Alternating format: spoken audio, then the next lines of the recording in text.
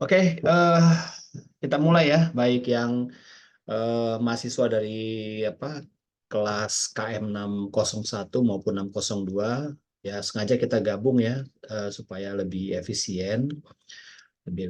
Nanti kita mulai dari eh, linknya saya kasih dari 0602 nanti 601 jadi saling berbagi karena memang materinya sama, cuma nanti apa kita coba project-project desain grafis ini kita bentuk dalam bentuk kelompok aja ya mungkin ya karena lumayan banyak orang-orangnya. Kalau misalnya individu takutnya jadi biar masing-masing entah kelompoknya 3 atau 5 orang gitu biar sama-sama bisa belajar lah, bisa saling belajar, saling bertukar informasi, saling konfirmasi atas hal-hal yang dipelajari sama-sama. Baiklah, saya mulai ya. Saya mau berbagi screen ya. Jadi saya sedikit ya, sedikit eh, inilah dari materi yang sudah ada. Saya coba rangkum sedikit ya. Saya yakin teman-teman udah udah baca juga sudah ini juga ya, sudah eh, melihat video video pembelajaran yang sudah dikirimkan juga. Oke, ini jadi teman-teman kita coba memahami dulu ya kreatif graphic design ini. Jadi ada mungkin semacam pemahaman lebih awal lah tentang kreatif graphic design ini. Ya, jadi eh, kreatif graphic design versinya komunikasi tentunya beda dengan graphic design yang dipelajari oleh teman-teman atau kampus yang memang basisnya adalah desain atau basisnya itu seni rupa. Ya, jadi kalau Anda perhatikan kalau mau cari mata kuliah graphic design ataupun DKV gitu ya. Nah, itu Anda bisa temukan itu di kelas-kelas desain maupun seni rupa. Nah, kenapa sekarang ini ada di eh, ranahnya komunikasi?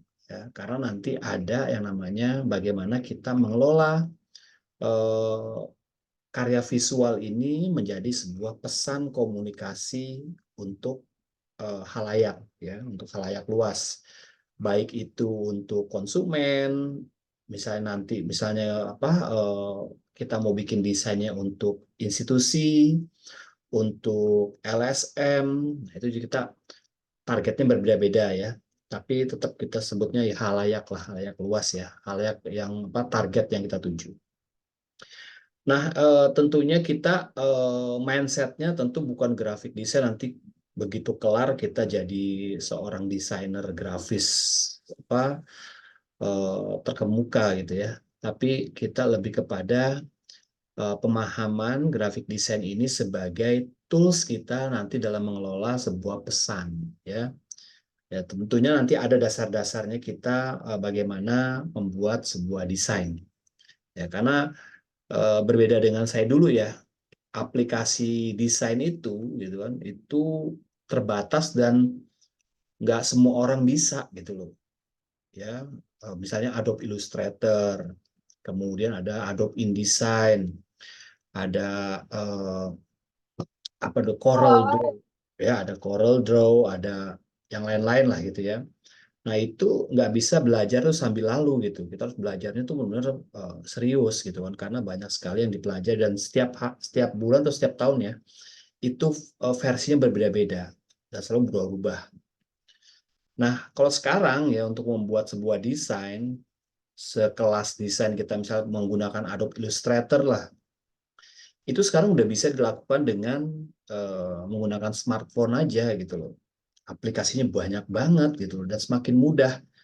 Orang yang belum kenal grafik desain pun itu bisa dikatakan bisa dengan cepat belajar gitu. Misalnya kita belajar tentang apa, Canva, itu grafik desain sebenarnya, tapi kita dibantu dengan template-template yang ribuan, yang banyak gitu kan, sehingga kita cepat mengetahui tentang bagaimana mengelola desain. Nah, intinya ya, saya nggak apa, mungkin nggak ada spesial khusus kelas untuk belajar grafik desain dari dasar ya, misalnya mengenal tools, apa aplikasinya ya. Jadi kita pakai aplikasi grafik desain yang benar-benar open source. Artinya bisa didapat di mana-mana. Misalnya kita Canva lah ya, atau Canva, atau kalau ada yang bisa Illustrator silakan. Ada yang bisa Corel Draw, monggo gitu kan. Tapi kita pakai standar yang semuanya bisa. Intinya adalah bagaimana kita nanti mengelola elemen-elemen desain itu menjadi satu pesan yang utuh, yang estetik, yang pesannya tuh sesuai dengan harapan kita. Nah, itu ya. Jadi intinya seperti itu. Jadi Pak, beda kalau nanti kalau Anda ketemu teman yang kuliah di seni rupa, graphic designer, teman kalian yang mungkin kuliah di sekolah desain ya, akan berbeda. Outputnya beda, mindsetnya juga beda. Oke, tapi kalau teman-teman ada yang tertarik dengan graphic design, silahkan aja. Ini sebagai awal pembuka untuk masuk ke industri kreatif ya. Nah, saya masuk ke ininya, ke kedua ya. Nah, ini kreatif ya. Oke, oke. Yang nggak pakai cam juga nggak apa-apa ya. Jadi yang penting Anda bisa ngikutin ya. Eh, tapi lebih bagus pakai cam. Jadi saya juga bisa lihat itu, kita bisa interaksi lah gitu kan. Ya, mumpung malam minggu kan, kita bisa interaksi lewat Zoom. Nah, ini kreatif kreatif ya. Jadi kita ada kata-kata tuh ada tiga ya, kreatif, grafik, desain tuh kreatif, desain, grafik ya. Nah, kreatif itu apa sih? Kenapa kita perlu ada kata-kata kreatif di sini ya? Nah, kreatif itu sebenarnya adalah secara definisi ya, untuk menghasilkan proses untuk menghasilkan karya lah, ide, gagasan dan lain-lain. Nah, kreativitas ini sebenarnya semuanya itu apa, setiap kita itu memiliki kreativitas gitu kan. Nanti kita belajar lah di apa, creative thinking ya. Creative thinking nanti ada tuh spesial pembelajaran tentang creative thinking. Tapi secara umum kreativitas itu milik semua. Jadi jangan lagi kita mengatakan saya nggak bisa desain Pak gitu kan, saya nggak bisa kreatif gitu kan. Nah, ini sebenarnya kreativitas ini sudah ada ya di otak kita ya. Otak kreatif kita itu ada di kanan. Ya, jadi Anda yang sekarang ini merasa belum kreatif itu karena tidak diasah. Bagaimana sih caranya supaya kita cepat kreatif gitu kan? Ya, banyak ya cara-caranya ya. Ada yang kalau saya ya, pengalaman saya itu bagaimana saya bisa kecemplung ke dunia kreatif itu karena ya memang satu lingkungannya lingkungan kreatif. Kedua, pekerjaannya tuh lingkungan juga kreatif. Ketiga, itu saya tuh selalu apa, referensi bacaan, buku, followernya, followingnya itu orang-orang yang memang punya kesamaan visi lah, kesamaan kesukaan, kesamaan passion di dunia kreatif. Sehingga apa? Walaupun saya nggak kreatif, lama-lama saya juga ikutan gitu loh, ketularan, terinfluence gitu. Nah, kreativitas seperti itu ya. Satu adalah yang paling membekas sekali bagi saya itu kreativitas karena saya waktu itu dipaksa ya, tanda kutip ya, dipaksa karena kerjaannya pekerjaan kreatif gitu kan. Waktu saya belum tahu apa-apa gitu kan. Saya terpaksa harus belajar, saya harus bertanya, saya harus diskusi, saya harus begadang gitu kan, ngeliatin orang kerja gitu kan. Sehingga saya tahu tuh, oh kreatif itu seperti ini gitu. Dan sampai sekarang tuh nempel. Kreativitas tuh nempel ya. Kalau udah kita pernah nyoba, pernah ini nempel. Nah, jadi dalam konteks grafik desain nanti kreativitas sih kita mau mencari lah bagaimana kita mampu menghasilkan gagasan karya grafis yang tentunya nanti bisa kita pakai sebagai tools dalam mengelola sebuah pesan. Ya, kata kuncinya pesan ya. Jadi teman-teman yang sekarang ini rata-rata semester berapa kira-kira, Raffi? 6, Pak. 6 ya, berarti udah mulai PKK ya atau gimana? Udah dia mulai PKK. Nah, oke. Dan berarti nanti semester depan udah mulai skripsi. Nah, ini sebenarnya seperti kemarin kan, jadi kita eh, mencoba pendekatannya adalah yang project dan juga ada yang skripsi. Nah, ini sebenarnya eh, grafik desain juga menjadi salah satu pintu masuk juga nih untuk teman-teman yang nanti mau mengambil misalnya project maupun skripsi. Nah, nanti adalah contohnya bagaimana ya. Nah, di sini nanti kita coba lihat bagaimana teman-teman kalau mengambil project, nanti ini untuk bocoran aja ya, untuk mengambil project, karena banyak orang-orang yang mengambil project itu eh, pada akhirnya itu sebenarnya eh, hanya apa ya, hanya seperti kayak tugas gitu loh projectnya. Tapi harusnya kan projectnya ini dalam bentuk prototipe yang nantinya tuh bisa menghasilkan sebuah solusi, baik itu untuk industri maupun untuk aplikasi dan lain-lain. Nah, kemarin itu ada yang itu karyanya itu adalah majalah e-magazine gitu kan. Nah, tapi berangkatnya e-magazine ini bukan berangkat dari riset gitu loh, tapi berangkatnya itu dari kayaknya menduga-duga gitu, subjektif gitu. Ini kayaknya perlu nih, saya mau kembangkan majalah digital nih untuk hotel ini. Jadi bikin gitu loh. Sehingga kita nggak tahu ini siapa sih yang akan nanti tuh yang akan baca. Kemudian memang perlu tuh majalah gitu ya. Ini pertanyaan-pertanyaan ini ya, pertanyaan riset ya, apakah perlu? Apakah masih butuh orang namanya digital majalah gitu kan? Lalu majalah itu kalau nggak salah tuh berapa ya? 30 apa berapa puluh halaman gitu. Nah, saya belum sampai nguji, belum sampai ke detail ya, karena baru awal aja saya udah merasa ini kayaknya ini perlu diluruskan gitu kan. Jadi saya harapkan teman-teman nanti kalau udah mau mengambil project, apapun projectnya adalah prototype. Jadi kita tuh kayak seperti ini ya, kayak mahasiswa arsitek gitu kan. Mahasiswa arsitek kan bikin maket, bikin digitalnya, bikin ininya, seolah-olah ada gitu kan. Tapi kan nggak harus dibangun gedungnya gitu kan. Majalah juga gitu. Ada juga project kemarin tuh saya nguji bikin aplikasi. Namanya aplikasi Memo Digital. Tapi Memo Digital itu sebenarnya project perusahaan gitu. Dia sebagai kepala projectnya. Ya sebenarnya itu juga kurang pas ya. Karena itu kerjaan, jadi nggak otentik dari idenya dia gitu loh. Dia hanya ada project nih, kerjain dong. Nah, kebetulan dia pimpinan projectnya, diklaim sebagai project kampus. Sebenarnya boleh aja ketika teman-teman itu membuat sebuah aplikasi lanjutannya, misalnya kelemahan aplikasi ini, memonya ini misalnya dari durasinya, atau dari misalnya security-nya, keamanannya. Anda bikin walaupun di dalam project itu nggak ada ini ya, nggak ada permintaan untuk bikin security, tapi Anda bikin tuh diem-diem gitu kan.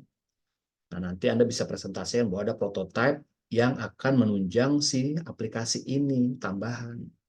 Itu. Nah, teman-teman misalnya mau ada bikin project nih, mau bikin aplikasi Gojek, saya mau sempurnain, nggak apa-apa. Tapi Anda bikin prototype-nya itu. Nah, itu seperti itu ya.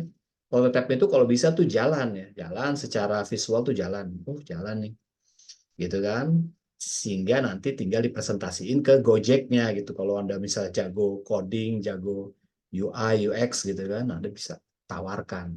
Maunya sih seperti itu ya. Jadi lebih kepada prototype yang Anda pikirkan tuh. Kira-kira ini. Jadi kreativitasnya tuh lebih ini ya.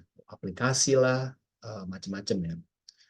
Nah, kreativitas juga gitu ya. Jadi nanti nih dalam desain grafis nanti Anda bisa jadiin project. Berikutnya adalah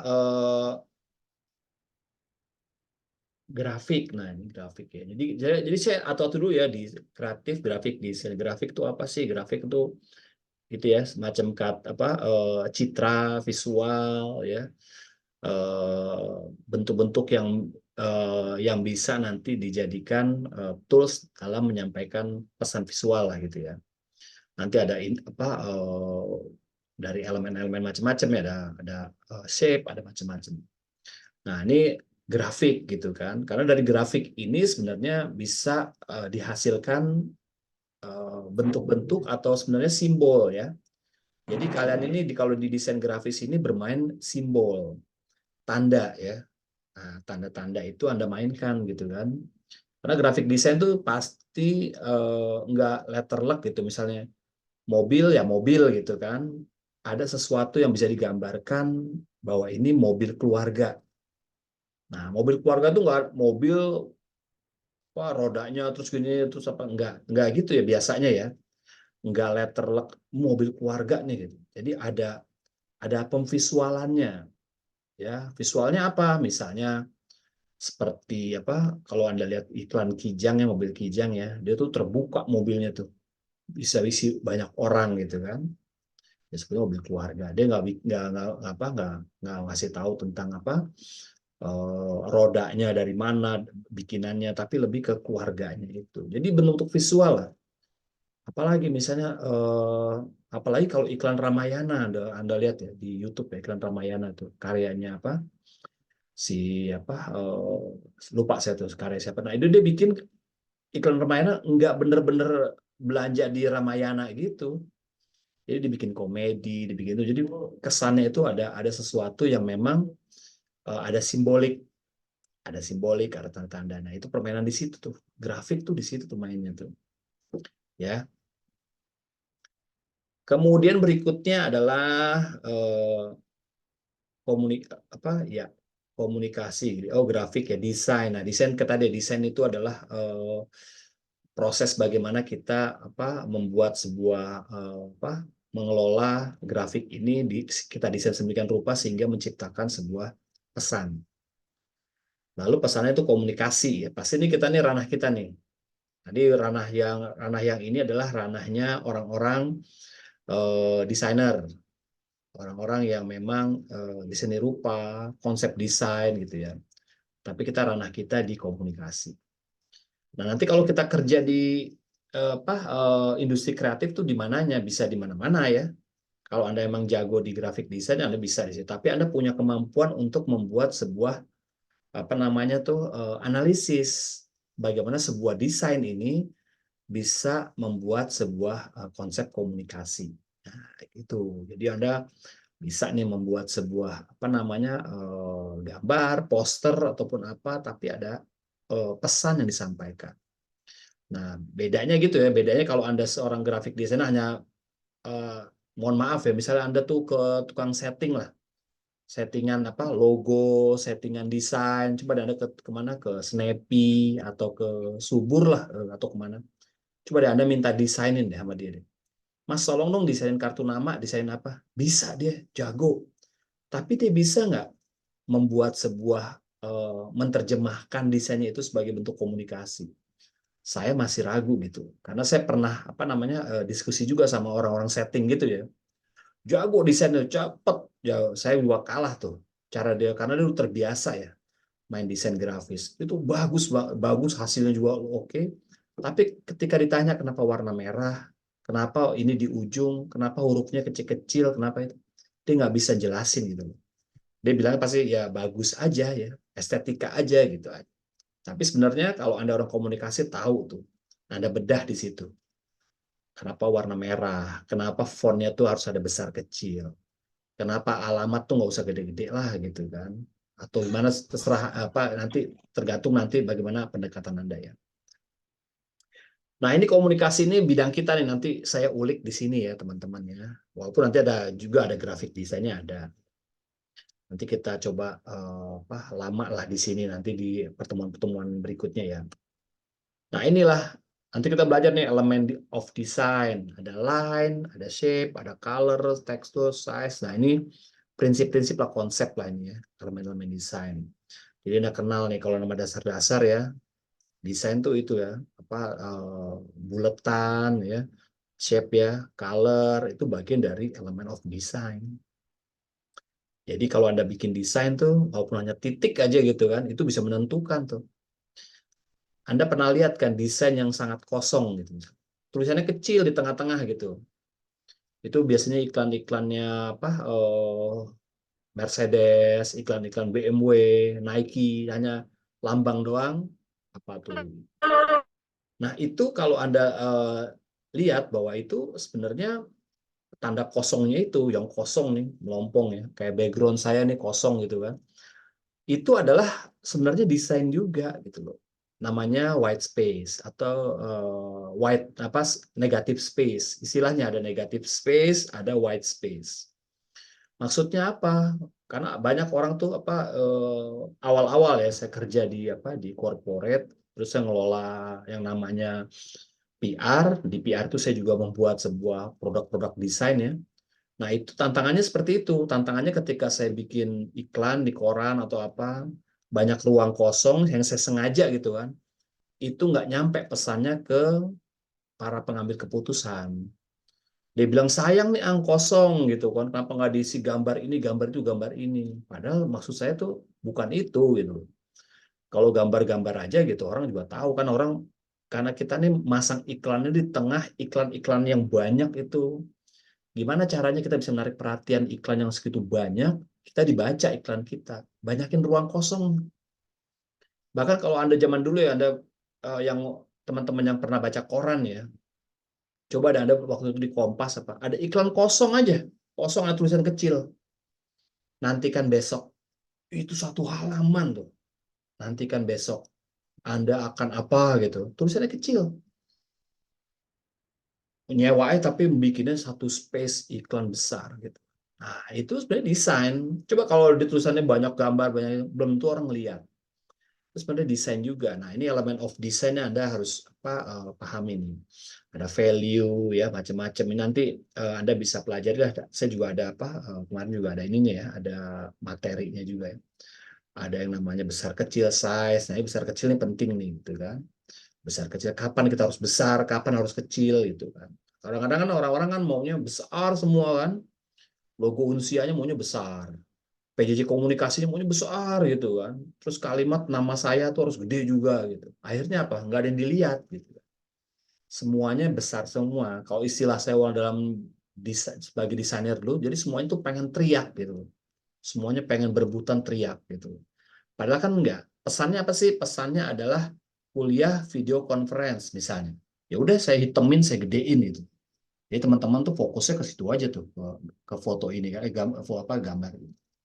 Seperti itu ya, nggak harus baca yang PJJ komunikasi nggak perlu ya karena kecil gitu, emang sengaja. Tapi kebaca gitu kan, nggak yang kebaca. Nah itu contohnya ya, nanti Anda bisa lihat tadi itu banyak banget istilah-istilah. Nah, berikutnya adalah principle of design. Nah, principle ini istilahnya principle of design dalam bentuk layout ya misalnya. Layout, settingan ya, settingan layout. Ada kontras gitu kan. Ya, kontras. Ada hitam, putih ya, ada birunya gitu, ada kuning gitu. Kontras ya. Kontras tuh jangan apa, jangan banyak warna ya. Kontras biasanya hitam putih gitu kan. Kontras tuh mau hitam apa putih. Dan tadi logo apa desain tuh ada yang merahnya gitu kan, yang kontras, kuningnya gitu. Kontras gitu kan.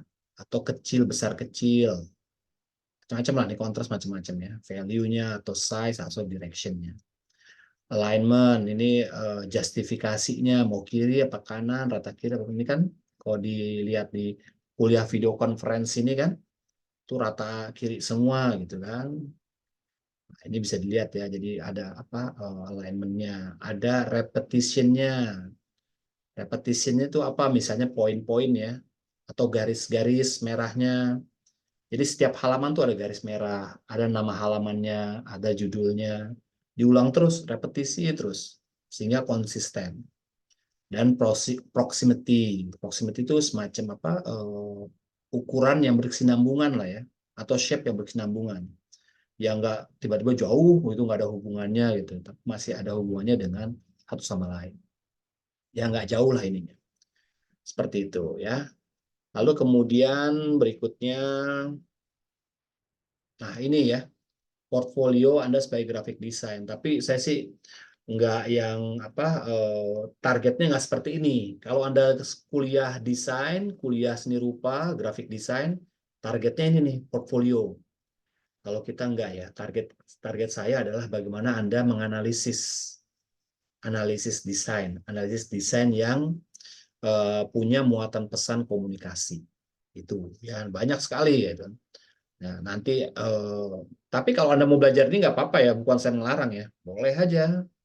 Pak bagus Pak portfolio, ya silakan bikin gitu kan. Boleh. Nanti kalau misalnya kita mau belajar, ada waktu khusus silakan. Karena dalam satu semester ini nggak mungkin kita dapat semuanya. Saya aja berapa ya? Ketika kuliah itu dapat mata kuliah ini nggak bisa mengcover di industri kreatif atau industri desain grafis lah. Karena kita dapat permukaannya aja. Saya harus kursus desain grafis. Kursus desain grafis saya spesialis khusus untuk Adobe Illustrator doang gitu. Waktu berkali-kali itu. Baru kita bisa dikatakan kita lengkap tuh desain grafis. Karena nggak bisa dalam satu semester ya. Apalagi kita ranahnya adalah komunikasi. Nah, ini portfolio nih. Tapi kalau kita nanti apa sih ininya yang bisa kita mau ini? Nah, ini ya.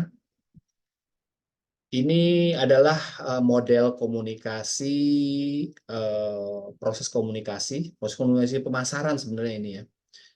Kita bisa lihat konteksnya di desain grafis, seorang graphic design atau creative design grafis ini di mana gitu kan. Nah, ini kita mainnya di sini nih, tengah-tengah nih. Bagaimana kita men-encoding. Men-encoding itu adalah meramu ya, mengelola tuh. Pesannya maunya seperti apa sih? Warnanya mau gimana nih? Mau pakai gambar atau mau pakai foto atau mau pakai ilustrasi aja gitu kan. Nah, baru bikin pesannya apa. Begitu udah pesannya apa, menentukan channel. Iya, Channel Bang. menentukan channel. Channel itu apa? Channel itu media ya. Medianya apa? Karena medianya ini, kenapa ini ada noise? Noise itu ya pas semacam hambatan, hambatan atau tantangan. Channel ini identik dengan nanti noise-nya ini seperti sebanyak apa. Misalnya kita pilihnya misalnya oke, kita mau di medsos gitu kan. Mau di medsos, noise-nya apa? Di skip gitu kan misalnya ya di skip. Noise-nya apa? Nggak FYP atau noise-nya apa? Oh, macam-macam ya. Jaringan. Jaringan itu misalnya nggak bagus lah jaringan internet kita gitu ya. Lokasi penempatan iklan juga noise, durasi ya. Kalau kamu lama-lama gitu kan, itu kan noise juga tuh lama banget tadi skip sama orang. Platformnya mau di mana? Mau di TikTok, mau di website, atau mau di mana nih gitu kan channelnya. Nah setelah ini di sini udah berhasil, nah ini kita berpikir komprehensif ya teman-teman di komunikasi yang mengetahui tentang graphic design, komprehensif nyampe semua. Baru kemudian ini dalam bentuk misalnya poster ya, ini poster udah jadi. Posternya ini, ya ini proses di decoding. Decoding itu artinya diterjemahkan. Tadi encoding itu adalah di ini ya, dirancang, lalu muncul decoding nih. Decoding ini diterjemahkan sama si receiver. Terjemahkan nih, orang bijak buang sampah sesuai tempatnya. Ada gambar tangan, gambar tisu, gambar ini. Terjemahkan tuh sama indera kita ya, indera mata ya, pasti indera mata, ada pendengaran, ada apa kita lihat gitu kan. Bagaimana feedbacknya? Oh, feedbacknya adalah misalnya orang berubah gitu kan, atau orang misalnya kagum, atau orang misalnya menjadi paham. Ini feedbacknya macam-macam. Nah, ini ranahnya seorang kita lah, orang komunikasi yang mengerti tentang desain grafis. Seperti itu ya teman-teman. Jadi ada porsi tertentu di dalam kita mengelola desain grafis dalam ranahnya komunikasi. Ada lagi yang hal lain adalah tentang bagaimana karya desain grafis ini menjadi sebuah penelitian. ini contohnya ya, penelitian seperti apa sih gitu kan. Nah, ini ya contoh penelitiannya nih. Kalau Anda lihat, ini analisis semiotika desain poster iklan layanan masyarakat, ayo vaksin di Rumah Sakit Umum Daerah Batubara. Nah, ini skripsi. Jadi Anda bisa analisis nih. Nah, yang bisa analisis ini adalah orang-orang komunikasi. Gitu. Orang desain grafik bisa nggak? Bisa juga ya, bisa juga. Tapi tentunya ini adalah ranah kita nih. Kita harus lebih bisa daripada mereka harusnya gitu. Ini ranah kita nih. Karena kita nanti bagaimana kita membuat sebuah pesan ya yang bisa diterima oleh orang halayak gitu kan sesuai dengan harapan kita melalui apa simbol-simbol ini kan simbol semua nih tanda dan simbol ya tanda-tanda. Nah ini judul skripsinya ini posternya tuh. Kalau Anda lihat posternya kan seperti ini, ayo vaksin. Ini ada dua ini, ada kalimat di sini, ada gambar dua, ini ada orang disuntik, ini ada logo, ada logo. Nah, nanti Anda bisa analisis ini. Kenapa warnanya biru? Kenapa kata-katanya menggunakan font ini? Kenapa ada gambar orang seperti ini, gitu kan? Kenapa logo ini ada jadi apa di kiri apa di kiri gitu kan? Kenapa ini besar logonya gitu? Botolnya kenapa dua? Kenapa nggak tiga? Nah itu pertanyaan-pertanyaan dalam penelitian ya. Nanti ada terjemahkan. Nah, ini kan ada terjemahannya nih dalam ini nih. Dia menggunakan Charles Sanders Peirce ya. Charles Sanders Peirce itu konsep semiotiknya adalah sign, object, dan interpretan. Ada tandanya, ada objeknya, ada interpretasinya. Biru ini apa nih? Nah, dijelaskan nih sama si peneliti. Biru itu adalah begini, begini, begini. Nah, nanti gambar di tengah ini apa nih? Dijelaskan. Nah, itu dianalisis, dibongkar semua. Sehingga nanti pada kesimpulannya pesannya bisa diterima nggak sih? Gitu. Pesannya tuh sampai nggak gitu. Dengan kondisi desain seperti ini. Nah, kalau desainnya nggak sampai atau desainnya kurang jelas misalnya gitu. Nah, ini Anda sebagai seorang komunikasi bisa memberikan masukan, memberikan kritik gitu kan. Tapi kita juga punya latar belakang bisa desain grafis juga. Kita tahu kenapa. Misal, ayo vaksinnya jangan di tengah deh misalnya ya. Atau nih jangan dua deh botolnya. Botolnya satu aja cukup gitu kan. Dua kayaknya nggak enak banget ya itu. Satu aja gitu kan. Nah, itu kan. Atau misalnya bener dua. Kenapa? Ini simbol nih. Simbol apa? Simbol partai misalnya gitu. Boleh aja gitu kan. Apa-apa itu kalau ada simbol. Karena di dalam desain grafis semiotika ini ada simbol-simbol atau makna-makna yang nggak kelihatan. Makna-makna yang nggak kelihatan. Makna yang nggak kelihatan apa? Makanya kita bongkar di sini interpretasinya. Pakai konsep-konsepnya si Peirce. Ya, kenapa biru nih gitu kan? Kita kejar tuh makna biru apa? Oh ternyata misalnya dapatnya ternyata ini adalah berafiliasi dengan partai politik gitu, misalnya PAN atau misalnya Demokrat gitu kan. Oh, jadi disisipkan gitu. Ya, oh jadi ada makna yang tersembunyi di balik desain ini. Jadi kita bisa membongkarnya orang lain nggak bisa. Orang-orang awam gitu nggak ngeliat lihatnya oh desain vaksin udah gitu. Tapi kalau orang komunikasi bisa melihatnya ini ada pesan tersembunyi nih. Ada maksud atau ada ideologi yang tersembunyi gitu kan. Nah, ini menarik ya kalau untuk diteliti. Nah, ini ya teman-teman penjelasan saya di materi 1 sampai ke 4 ini mungkin ini yang menjadi menurut saya faktor mindset yang penting dulu yang kita pegang. Bahwa nanti kita ini belajar desain grafis ini cakupannya kemudian implementasinya itu kemana aja gitu loh. Sehingga teman-teman nanti udah siap nih mau ngapain gitu kan setelah belajar di sini. Belajar apa tentang desain grafis. Seperti itu ya, udah habis nih kayaknya. Nah, oke. Silakan teman-teman kalau ada pertanyaan ya, ini kita rileks saja ya, Pak. Di malam minggu ini ada 35 teman-teman yang udah hadir pada hari ini. Silakan kalau ada yang mau apa diskusi, ini saya stop sharing ya. Kalau ada yang mau diskusi, ada yang mau apa mungkin apa bertukar ini ya, bertukar pengalaman ya, karena saya tahu teman-teman pasti yang namanya di era sekarang ya, pasti orang udah tahu lah yang membuat konten, membuat poster, membuat apa itu rata-rata udah pada bisa semua tuh anak-anak mahasiswa ya di kampus saya yang lain juga gitu kan. Saya belum ajarin udah bisa bikin gitu kan. Tapi nanti kembali lagi gitu kan, bagaimana kita mampu nggak menganalisis nih gitu kan. Kalau nanti apa namanya tahapannya sampai ke analisis, sampai ke penelitian. Karena kita level kita nih bukannya sebagai orang yang merancang aja, tapi kita tahu apa namanya apa sih yang kita pengen buat dan apa pesan yang dimaksud atau apa pesan yang kita akan mau sampaikan. Tapi beda lagi nih kalau misalnya industri ini adalah corporate. Ya, kalau di corporate itu biasanya nih, ini pengalaman saya selama puluhan tahun ya di corporate.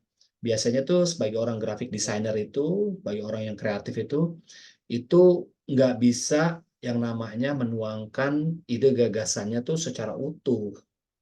Ya nggak bisa, apalagi dengan klien ya. Jadi kita punya idealisme tuh atau punya ego tuh nggak bisa bisa sepenuhnya tuh bisa diadopsi atau bisa apa dimasukin gitu loh. Karena apa? Karena mengikuti keputusan-keputusan dari apa? Dari pengambil keputusan, dari bos Anda, dari klien, dari apa institusi gitu. Jadi nggak bisa apa kita tiba-tiba bikin apa desain menurut kita bagus, ternyata apa si bos kita ya atasan kita bilang udah ganti ya, saya nggak suka yang warna ini gitu, saya mau warna merah. Nah, itu dijelaskan gitu. Nah itu kita harus punya mental egonya itu harus ditekan gitu. Kalau kita mau masuk ke industri ya, tapi kalau kita menjadi seniman grafis ya nggak apa-apa, bebas ya namanya seniman ya.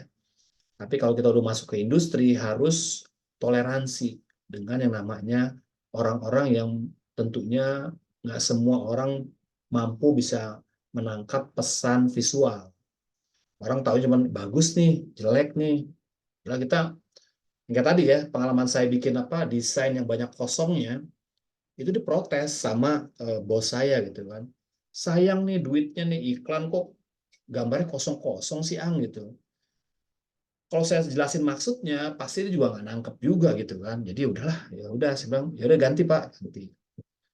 Saya maunya tuh bahwa kosong ini bukan kosong saya sengaja bukan nggak disengaja tapi emang sengaja kosong supaya apa? Supaya orang fokus melihat ini. Apa nih kok aneh nih gitu kan.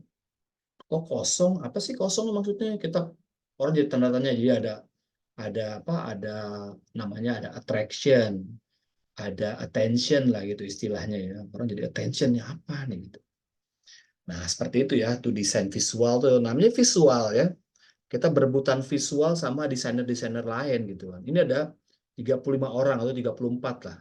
Suruh bikin desain. Oke, bikin desain itu ya banner untuk acara seminar. Tampilin nanti di apa di screen. Banyak banget desainnya. Walaupun bagus-bagus, nggak ada langsung kita langsung lihat gitu kan. Kita harus lihat gitu. Pasti nanti mata kita langsung tek kemana nih gitu kan. Entah apa warnanya yang ngejreng gitu kan. Atau kalimatnya yang ngejreng. Atau desainnya yang simple gitu kan, yang lucu. Atau yang mana gitu kan. Nah, berebut visual inilah yang menjadi nanti apa semacam kreativitas kita ya gitu. Bagaimana supaya apa kita nih bisa desain kita ini banyak yang lihat gitu, banyak yang ngeklik, banyak yang penasaran gitu. Ini yang tantangannya di situ gitu kan. Oke, teman-teman silakan eh, yang mau bertanya, yang mau diskusi apa sambil apa berbagi informasi lah sama kita semua. Silakan. Malam Pak Anggoro. Ya, Oke, Mbak Sinta. Pak, bicara tentang desain, itu kan setahu saya tidak ada batas apakah pesan itu berhasil disampaikan atau tidak ya Pak? Hmm. Benar nggak Pak? Kenapa? Putus-putus sih kamu. Kemudian bagaimana Oh, eh, yang pertanyaan ya pertama apa? Putus-putus, Sin. bicara tentang desain itu kan tidak ada batasan jelek dan bagus. Sekarang dengar nggak Pak? Iya, ya, oke. Sekarang dengar nggak Pak? Dengar. Ya. Nah, desain itu kan bukan bicara jelek dan bagus ya Pak, tapi Hmm. pesannya tersampaikan atau tidak, Hmm. ya kan Pak? Eh, Ya.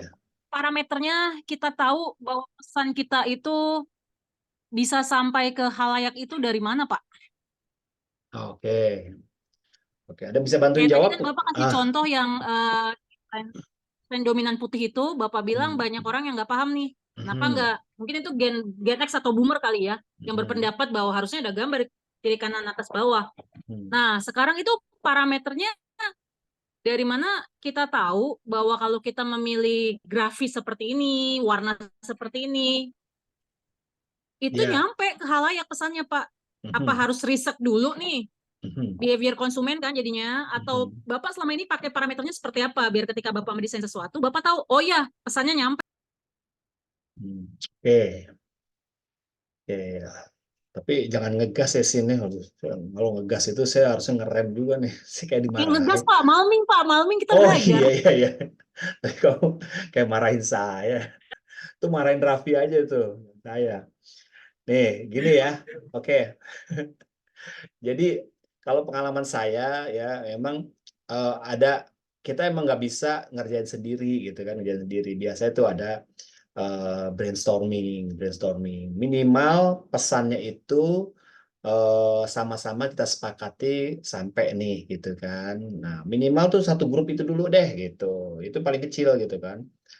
Nanti pesan itu bisa diterima, level berikutnya adalah memastikan bahwa klien tuh setuju juga sama persepsinya. Makanya ada namanya presentasi nanti, presentasi logo, presentasi desain.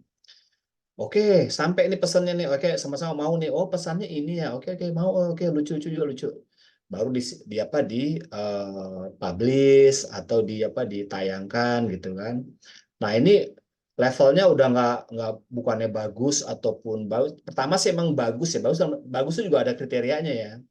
Bagus itu kriterianya adalah memenuhi yang namanya eh, apa elemen-elemen atau apa batasan-batasan yang perusahaan mau atau klien mau gitu kan bagusnya gitu. Bagusnya misalnya kalau bagus tuh harus ada pohonnya Pak ya. Bagus itu kalau ada ibu-ibunya ya gitu. Harus ada keluarganya. Itu bagus menurut klien dulu aja gitu. Oke, klien bilangnya bagus nih gitu. Jangan apa semua orang karena semua orang pasti punya seleranya beda-beda. Minimal tuh klien udah dapet nih klien nih udah setuju oke baru kita tayangkan ke masyarakat.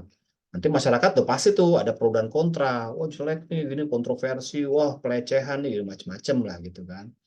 Nah tapi nah yang memastikan pesan itu sampai itu siapa gitu kan. Nah tentunya pertama itu pesan itu ada yang pesan yang nggak terungkap nggak langsung kayak misalnya ini iklan rokok lah. Siapa yang bisa baca pesannya?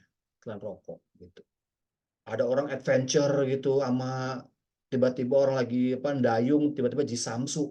Apa hubungannya? Nah, itu apa perlu level lagi tuh berikutnya tuh level-level berikutnya yang orang bisa membaca gitu kan. Tapi kalau misalnya iklan kayak iklan yang apa Ramayana, iklan apa kendaraan dan lain-lain, itu biasanya pesannya itu udah muncul ketika di apa namanya copywritingnya, copywriting atau diperjelas sama copywriting gitu. Itu biasanya untuk apa? Untuk memperjelas makna di balik visualnya. Jadi kalau kita kan jebret gitu kan iklan, tambahin tuh apa namanya narasinya, copywritingnya untuk memperjelas. Bisa aja kita tayangin udah diminta jadi dari polemik orang. Artinya macam-macam. Itu disengaja kadang-kadang. Disengaja gitu kan supaya polemik biar itu. Mungkin kamu masih ingat itu iklannya Bukalapak itu waktu itu ya saya lupa tuh. Selamat apa Hari Kemerdekaan Indonesia 18 Agustus 2020. Oh, pada rame. Apaan salah ketik tuh, bukan 18 tahun, 17 Agustus ya ternyata tuh sengaja gitu kan. Nggak ada keterangan apa-apa sengaja.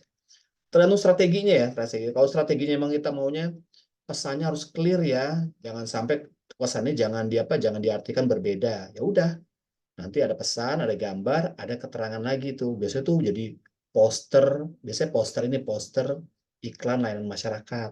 Itu jangan sampai kita pakai pesan semiotik yang aneh-aneh gitu kan, karena targetnya adalah apa? Targetnya adalah orang-orang kampung, misalnya orang-orang desa gitu. Nah, kembali lagi tuh, awalnya apa? Brainstorming dulu dari lingkungan kecil ke gede, lingkungan kita udah oke, udah ACC, udah. Nanti biar masyarakat yang apa yang nanti yang menilai yang itu bisa diterima apa enggak iklannya gitu kan. Yang penting dari sisi seleksi yang pertama itu adalah eh, itu apa namanya klien yang bayar kita ya atau eh, apa bos kita yang apa yang nyuruh kita udah oke, udah entah diterima apa enggak yang penting tugas kita udah beres tuh di jalan itu karena kita apa nggak bisa lagi memantau pesan kita tuh sampai apa enggak di orang-orang itu ya. Yang penting target kita udah rencana ini. Pokoknya target kita adalah pembaca kita adalah pelajar. Udah, nanti kan yang baca kan nggak pelajar aja, ada guru, ada apa gitu. Nah itu, jadi lingkungan kecil dulu aja, Mbak Sinta. Jangan langsung jebret apa ke apa orang-orang yang apa namanya yang langsung wah nih pesannya diterima dengan baik gitu. Makanya nggak ada tuh penelitian tuh langsung pesannya diterima dengan baik dan secara ini kecuali kita penelitian itu dalam lingkup misalnya pakai wawancara, pakai misalnya FGD, kita bisa generalisasi lah. Oh ya baru diterima gitu atau orang jelas gitu. Karena memang banyakkan iklan itu memang memang apa seperti itu ya. Kalau apa iklan itu jelas-jelas iklannya pelengkap gitu kan, ya itu kayak iklan lain masyarakat gitu. Biasanya kalau iklan-iklan kreatif itu tersembunyi itu maknanya, jadi orang nyari gitu kan. Seperti itu. Anda coba lihat ya, iklan-iklan India, iklan-iklan apa Thailand, iklan-iklan apa lagi tuh. Itu maknanya tuh luar biasa tuh, orangnya kreatif gitu bikinnya. Tapi akhirnya apa? Namanya itu jadinya hiperrealistis gitu ya hiper ya. Nanti kalau penelitian hiperrealistis ya jadi realisasinya tuh hiperbola gitu loh. Misalnya Anda makan biskuit, anak kecil makan biskuit macan nih, larinya jadi kayak macan gitu loh, padahal kan enggak, tapi itu adalah gimmicknya gitu. Nah, unik ya, gitu ya, menarik ya. Jadi apa lingkupnya adalah di lingkup kecil aja Mbak Sinta. Kalau saya sih lingkup kecil. Kalau misalnya di lingkup kecil aja kita nggak lolos gitu, bos saya pada marah-marah gitu, apa nih kosongnya, udah berubah. Berarti nggak cocok nih kita nih. Udahlah pakai yang banyak tuh, apa istilahnya. Jadi kadang ya saya juga ngenes juga ya, capek-capek ngedesain, bagus-bagus, sekolah tinggi-tinggi, dipatahkan dengan kata-kata saya nggak suka desainnya, cuman nggak suka loh, kata-kata nggak sukanya apa Pak, ya pokoknya saya nggak suka lah gitu, ganti deh ang, ya udah ganti dengan galau gitu kan. Akhirnya kita ya udah digaji mau diapain lah gitu, seperti itu Mbak Sinta ya. Oke, Pak. Thank you. Ini ya, Mbak Arumdita silakan. Iya, halo Pak, selamat malam, Saya salam kenal Pak. iya saya manggilnya apa ya sama kamu? Arum aja Pak. Oh Arum, tadi saya mau Heeh. Theo tadi. Ya udah Arum Mbak aja Arum. Pak, saya mau tanya nih Pak, Hmm. menurut Bapak bagaimana desain kreatif itu dapat digunakan untuk menyampaikan pesan yang kompleks nih Pak, secara visual. Jadi kan biasanya kan kayak pesan kompleks yang saya maksud tuh misalnya biasanya kan kalau pemilu gini kan orang-orang atau desainer-desainer tuh nggak bisa yang secara gamblang uh, pesannya tuh gimana gitu kan Pak. Maksudnya pasti kompleks gitu kan. Tapi uh, menurut pandangan Bapak sendiri itu bagaimana caranya gitu sih Pak? Desain kreatif itu bisa dipakai, bisa digunakan untuk apa namanya menyampaikan pesan yang kompleks gitu. Biasanya Hmm. soalnya kan setiap desainer itu kan punya taste tersendiri gitu kan. Hmm. Apa namanya juga kadang kan misalnya satu kantor aja ada dua desainer tapi apa namanya mungkin kalau dia desain A yang satu desain B ntar orang yang misalnya klien nangkepnya itu Z padahal sebenarnya desainer maunya nangkepnya C gitu kan itu kan jadi kayak mungkin pesan kompleks gitu kalau menurut Bapak tadi kan aku udah nyimak Bapak ada pengalaman gitu kan Pak di corporate nah boleh diceritain Oke, gitu, Pak, oke, jadi oke, pengen Mbak Arum. tahu. Ya, ya, ya, oke. Oh, kalau saya ya, Pak, emang tuh tugasnya begitu ya. Pesan yang kompleks itu jadi pesan yang kompleks jadi kompleks bisa dibikin secara simpel. Itu kan apa kerjaannya orang desain ya begitu ya. Kompleks nih pesannya nih, maunya ini, maunya itu, apalagi logo. Logo deh coba kamu lihat. Logo itu harus ada misalnya nuansa nuansa Indonesianya. Kemudian harus ada nuansa persatuan. Lalu ada yang namanya misalnya ada nasionalisme, ada merah putihnya. Bikinnya kayak gimana? Mungkin bikin cuman merah putih titik misalnya gitu ya. Tapi nanti dijelasin di situ tuh makna makna lingkaran apa, makna apa itu kompleks sebenarnya tuh, tapi bentuk hasil akhirnya karyanya itu simple. Nah, itu memang itu kelasnya udah ini ya, kelasnya tuh udah tinggi ya. Tapi kalau kelas-kelas yang seperti kayak kita yang masih belajar nih, ya tentunya prosesnya itu kalau di corporate menurut saya ya kita nggak bisa sekelas yang ngasih filosofi itu yang kuat-kuat kayak begitu. Biasanya kalau saya nih kalau di corporate pertanyaan saya awal adalah Bapak mau desainnya kayak gimana, mau bikin kayak gimana? Gini loh, Ang, bikin kayak gini, gini, gini, gini. Oh ya udah. Jadi saya nggak mau nyari ide yang susah-susah gitu kan. Karena apa? Pengalaman ya. Udah bikin bagus gitu kan, udah nongkrong di bawah pohon gitu kan, udah malam nggak tidur apa gitu kan. Begitu pas udah bawa karya udah bangga nih, udah seneng nih. Presentasi ke teman-teman, wih bagus bagus bagus. Begitu saya ke Indofood, itu ada bos saya tuh, bos grup tuh di Indofood. Saya datang dengan bangga nih, seneng nih, wah lumayan nih bisa sebagai nilai juga nih, atau bisa naik gaji nih, mantap. Tampilin, ini apa nih yang ini Bu, gini gini gini gini gini. Ah jelek, saya nggak suka. Bayangin tuh, kayak begitu doang jelek nggak suka gitu kan. Akhirnya yang dia minta bikin apa? Ibu maunya kayak gimana? Ini aja yang ada keranjangnya, ini. Simple, bukan simple ya, malah receh banget itu akhirnya jadinya. Ih, receh banget ya. Namanya supermarket, jadi emang ada keranjangnya gitu loh. Oh, supermarket begini, ya udahlah. Akhirnya saya bikin. Mereka seneng, yang lain pada seneng, ya udah. Paling saya doang yang merasa kayaknya ada yang kurang deh. Tapi ya udah, mau ngapain. Nah, pesan saya sebenarnya tetap bisa kita punya tes yang tinggi. Tes yang tinggi itu artinya apa? Minimal tesnya tuh Pinterest lah gitu. Pinterest tuh kan tinggi tuh tesnya tuh. Nah, kalian tuh referensinya tuh Pinterest tinggi. Nanti tiba-tiba implementasinya adalah kelasnya kelas warung ya nggak apa-apa. Karena apa? Karena kita tuh nggak bisa nyenengin semua orang, nyenengin apa nggak bisa gitu kan. Tapi sebaliknya juga gitu. Kalau misalnya Mbak Arum ditanya, oke Mbak Arum saya mau bikin desain yang berkelas kayak Mercedes-Benz, coba bikin nih. Gemeteran kita juga. Kenapa? Belum ada pengalaman. Saya juga kalau tanya, Ang bikinnya simple. Pokoknya patokannya kayak iklan Coca-Cola deh. Atau Nike. Waduh, saya harus buka lagi tuh referensi, buka itu. Gemeter ngedesainnya. Orang nggak biasa gitu. Nah, jadi menurut saya bertahap aja, nggak apa-apa gitu kan. Jadi desain yang bagus, terus desain yang kompleks dari simple itu sebenarnya ada prosesnya gitu kan. Awalnya juga kadang-kadang kita udah di tahapan kita udah tinggi nih, akhirnya turun lagi, ya nggak apa-apa tergantung perusahaannya.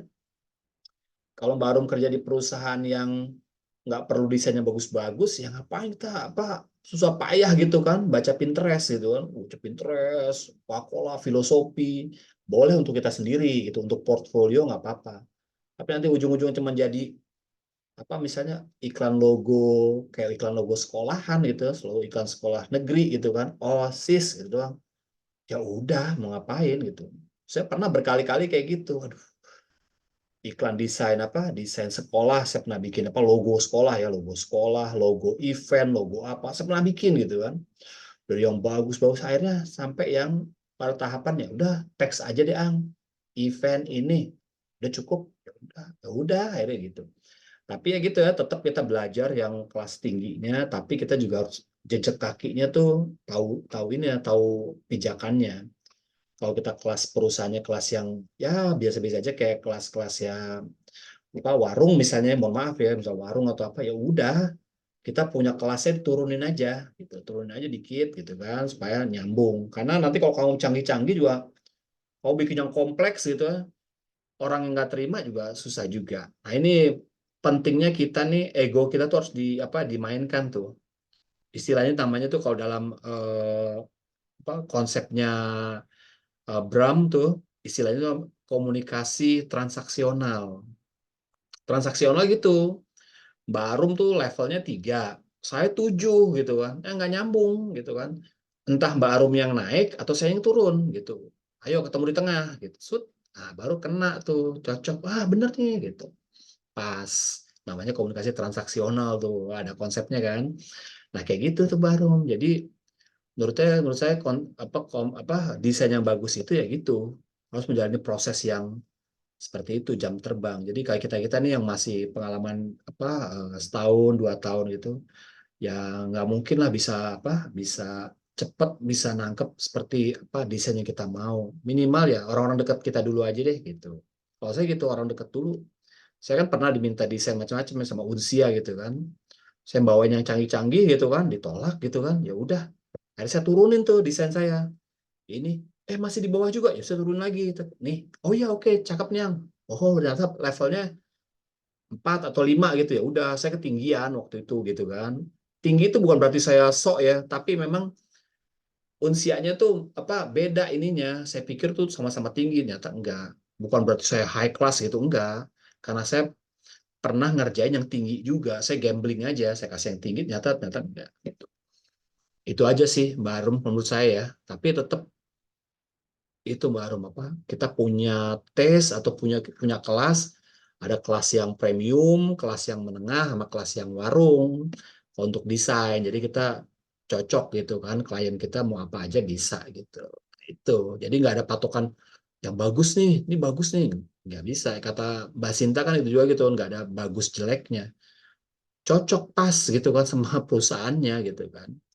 Kadang ya pernah saya desainnya tuh nggak bagus, saya pernah desain tuh menurut saya nggak bagus ya. Udah itu dipublikasiin, jadi saya kadang saya nggak mau ngakuin gitu, itu desain saya tuh gitu, nggak malu gitu kan, aduh dibikin gitu, udah nggak apa-apa lah. Karena yang begitu saya desain udah bagus, ditambahin, dikasih masukan ini, masukan itu, jadi rame desainnya, jadi aduh, saya jadi nggak mau ngakuin secara langsung itu desain siapa yang bikin nih Anggoro, saya diem main ngumpet gitu kan, karena desainnya udah bukan desain saya lagi gitu kan. Tapi nggak apa-apa, yang penting kita punya tes dulu lah, tes sendiri. Gitu sih Mbak Arum, proses lah, berproses. Oke, terima kasih ya Pak. Gitu. Pokoknya sekarang ini udah enak lah, patokannya ya Canva aja. Nah, saya juga kalau misalnya desain-desain yang cepet-cepet ya, nggak yang terlalu jelimet, saya pakai Canva gitu. Ngapain orang buru-buru untuk sosial media? Tapi kalau yang untuk desain kemasan, misalnya mau desain kemasan, packaging, terus mau desain layout, Illustrator atau apa, saya baru pakai Illustrator atau pakai InDesign. Kalau yang misalnya, besok bisa jadi nggak? Canva aja lah udah. Gitu kan. Karena kalau orang langsung bilang besok terus jadi, itu biasanya tuh orang-orang yang udah gitu kan, nggak membutuhkan filosofi yang tinggi-tinggi gitu. Cepat jadi ya besok ya, mau dipakai nih gitu. Nanti kalau ada Itu nggak apa-apa ya Pak, dari segi idealisme Pak, ya penggunaan apa Canva itu Pak. apa-apa. Walaupun ada sindir-sindiran ya, tapi misalnya gini, kamu ada misalnya ada jalan nih tol nih, bisa 5 menit sampai gitu kan. Tapi kamu maunya yang itu, nah itu termasuk inilah style aja ya. Saya pengguna Illustrator dari dulu gitu kan, tapi saya nggak gengsi pakai Canva. Kenapa? Kalau pakai Illustrator juga lama dalam arti kata apa ya? Saya mau bikin lengkungan gitu misalnya yang pas itu di Canva udah ada. Saya mau bikin orang ilustrasi dengan background ini, Canva ada, pakai aja itu dah gitu. Ternyata begitu cocok gitu kan sama sama yang diminta gitu kan. Wah bagus nih yang, padahal saya bilang pakai Canva nih bilang. Tapi saya bilang nih Canva loh gitu. Ya nggak apa-apa, bagus. Nah itu gitu. Karena nggak kelihatan sih yang namanya desain by Canva atau desain sendiri. Coba deh kamu, kalau misalnya kamu ini, kalau saya sih udah tahu ya ciri-cirinya ya kalau orang pakai Canva nih. Karena saya pemakai Canva juga gitu. Saya pakai Canva yang Pro tapi ya. pakai Canva yang pro, jadi saya tahu tuh, oh ini pakai Canva nih, enggak. Seperti itu sih, kayak gitu. Jadi nggak apa-apa sih, Sin. Walaupun ya sedikit ada orang-orang desain bilang katanya semacam apa ya, kayak dikucilkan lah di apa di orang apa sama orang desain. Tergantung industrinya. Kalau nanti Sinta industrinya adalah agency, ya jangan pakai Canva gitu loh. Tapi kalau industrinya kampus, industrinya tuh adalah sekolahan, industrinya tuh apa corporate kayak saya nih, yang cepat-cepat atau sosial media, ngapain pakai Illustrator capek-capek gitu kan? Menurut saya ya. Tapi saya juga bisa pakai Illustrator. Yang pro itu Bapak bisa dapat lebih banyak template daripada yang gratisan ya, Pak? Bedanya apa sih, Pak? Bedanya apa yang apa template yang dikunci, yang pro itu kalau kamu misalnya pakai nih nggak pro, itu ada watermarknya, ada Oh, cuma di watermark. situ. Iya, jadi Nggak bisa apa di-download juga.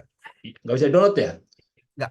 Kalau Oh, bentuk bikinnya proposal, dia nggak bisa download. oh, dulu saya masih bisa tuh, tapi ada tulisannya di Itu 3 tengah-tengah. kali pakai, Pak. 3 kali pakai. Oh gitu ya, trial ya.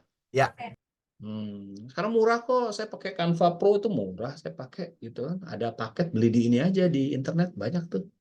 di Shopee Saya, ada, Pak. iya di Shopee gitu. Saya berapa ya? 60.000 pas 120.000.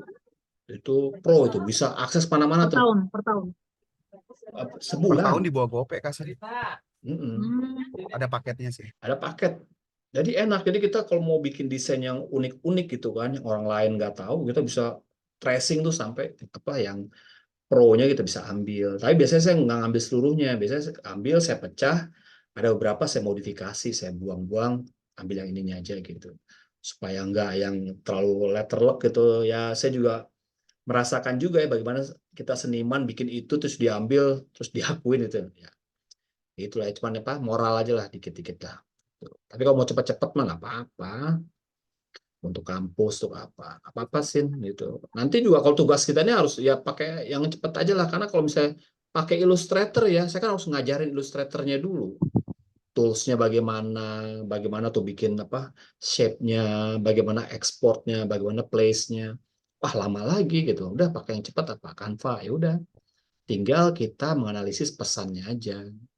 Aku pakai desain ini karena gitu, kalau pakai Canva itu tersedia banyak free pix, gua banyak apa namanya apa template-template gratis. Tapi bedanya sama yang orang berpengalaman ya, ini bedanya. Itu bedanya ketika nanti pas sudah pemilihan. Kalau pemilihan itu tok ambil gitu, semakin kita berpengalaman ya, semakin kita repot untuk milih.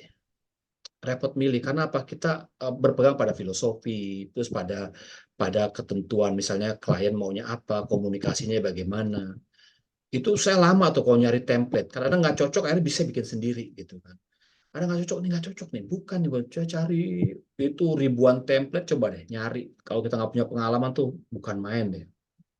Tapi kalau teman-teman yang udah pakai deh, bagus nih gitu doang ya, nilainya cuma bagus doang gitu ya, ya sudah itu banyak yang bagus gitu. Tapi kalau udah dimasukin nilai-nilai tertentu ya, nilai-nilai estetik, nilai-nilai apa pesan komunikasi, target dan lain-lain, itu pasti akan perlu waktu gitu untuk nyari. Perlu alasan, perlu argumen kenapa pilih warna biru, kenapa warna merah, kenapa kuning. Terus ada itunya. Makanya risetnya dulu baru tercari desainnya. Begitu, Mbak Sinta. Oke, Udah, Pak. ada lagi nggak? 10 menit lagi. Ada lagi nggak yang mau nanya nih? Pak, terakhir Ayo, mungkin, Pak oke, Anggo. Mbak Raffi. Silakan Pak Raffi. Kalau menurut Pak Anggo sendiri ya, pengalaman Bapak juga, ini peranan desain grafis kreatif ini Pak, kontribusinya sebesar apa sih Pak terhadap efektivitas pesan dalam komunikasi untuk pemasaran dan branding? Karena kalau yang saya lihat sih kalau di Indonesia, kalau yang terlalu kreatif banget jadinya nggak kebaca, tapi kalau terlalu simpel tapi ada si influencernya itu bisa naik nih Pak. Untuk dalam konteks ini adalah pemasaran dan juga branding ya Pak. Kalau menurut Bapak kayak apa Pak? Desain grafis kreatif ini kontribusinya seperti apa? Ya, oke. Desain grafis kan luas tuh, Mas Raffi. Luas gitu kan. Ini apa background saya ini desain grafis. Nanti kaosnya Mas Raffi itu desain grafis. Ini punyanya Sandra Yudhistira ini apa foto profilnya juga desain grafis gitu kan. Jadi desain grafis itu luas. Perannya gimana? Perannya banyak banget. Nanti di packaging ada, di packaging, nanti belum lagi di tayangan apa iklannya. Jadi desain grafis tuh bukan kita hasil akhirnya tuh iklan, bukan iklan aja, tapi produk-produk desain lah. Packaging, kemudian flyer, banner, kemudian apa? Corporate identity. Corporate identity itu apa? Seragam. Ya, misalnya seragam tuh, misalnya kalau gedung juga corporate identity tuh, apa namanya? Ininya. Kamu kalau lihat apa namanya gedungnya apa? Holland Bakery, itu sama semua gitu kan. Corporate identity-nya jelas tuh. Apa namanya Holland Bakery dimanapun deh, Holland Bakery di Papua kayak Holland Bakery sama semua. Nah itu seperti itu peran desain grafis tuh. Nanti bentuknya dalam bentuk bangunan, bentuknya dalam bentuk pin, dalam bentuk kacamata, dalam bentuk topi. Itu kontribusinya luas banget tergantung nanti kita, karena kenapa kontribusi sangat luas, karena aspek implementasinya tuh kemana-mana gitu. Mau sisi politik, sosial, budaya. Coba deh lihat kamu tanya apa mau sebutin apa aja. Matematik, ada matematik. Di mana matematik? Di bukunya misalnya, buku covernya tuh buku matematik perlu. Nah, misalnya ya. Atau di layout bukunya itu desain grafis juga. Jadi hampir semua aspek tuh masuk ya sebenarnya ya. Tergantung nanti kita mau aspek itu kita tekankan pada semuanya atau kita aspek yang lain. Karena kayak apa desain grafis ini juga nggak bisa berdiri sendiri juga ya, nggak bisa berdiri sendiri, harus ada elemen yang lain, misalnya copywriting-nya, kemudian ada lagi marketingnya, dia tools, salah satu tools, sama kayak integrated marketing communication. Nah desain grafis di mana tuh? Di iklannya, di PR-nya, di itu ada semua gitu, kecil-kecil tapi ada semua. Ini kayak apa template ini UI itu gitu ya, apa user interface yang dipunyanya di Gojek gitu kan lucu-lucu tuh. Zaman dulu waktu awal tuh nggak kayak gitu. Akhirnya makin lama makin UI ini makin asik gitu. Kalau kita browsing tuh enak. Kalau kita lagi mesen makanan ada apa namanya ada animasi orang lagi masak. Ada Gojek lagi jalan gitu kan. Itu UI. UI itu grafis juga, desain grafis. Perentuan gambarnya, ilustrasinya, UI, UX, decoding, website. Banyak sih, Mas Raffi, kalau menurut saya ya, luas banget gitu kan. Jadi nggak ada ruginya kalau kita belajar desain grafis sebenarnya, kalau kita mau belajar ya. Karena aspeknya sangat luas gitu kan. Nah, paling nggak kita belajar dulu aja nih tentang mengelola pesan. Sehingga nanti grafisnya tuh kan ada toolsnya banyak, kita bisa pakai, tapi kita bisa mempresentasikan aja, nanti kan presentasi ujung-ujungnya. Kita bisa mempresentasikan, ini desain ini adalah pesan komunikasinya ini. Orang kagum tuh bukan karena desainnya, tapi bisa juga karena penyampaian pesan kita gitu kan, karena argumen kita. Wih, bener ya ya.